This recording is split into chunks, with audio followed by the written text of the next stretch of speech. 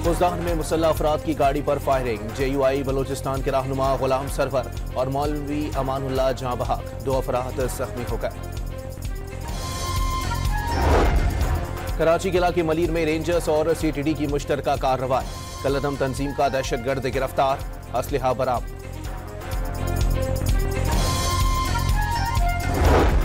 रहीम यार खान के इलाके कोटला पठान में झोपड़ी में आग लग गई। माजूर बुजुर्ग खातून झुलस कर जहां बहक।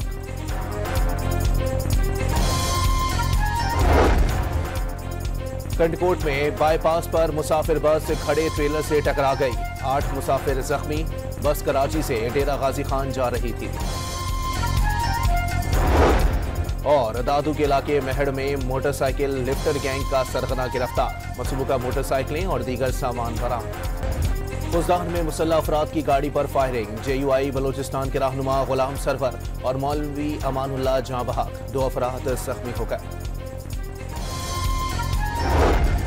कराची के इलाके मलीर में रेंजर्स और CTD की मुश्तरका कार्रवाई।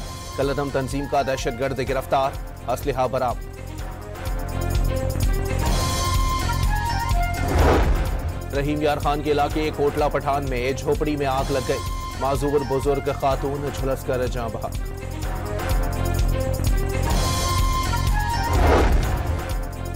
कंडकोट में बाईपास पर मुसाफिर बस खड़े ट्रेलर से टकरा गई। 8 मुसाफिर जख्मी। बस कराची से डेरा गाजी खान जा रही थी।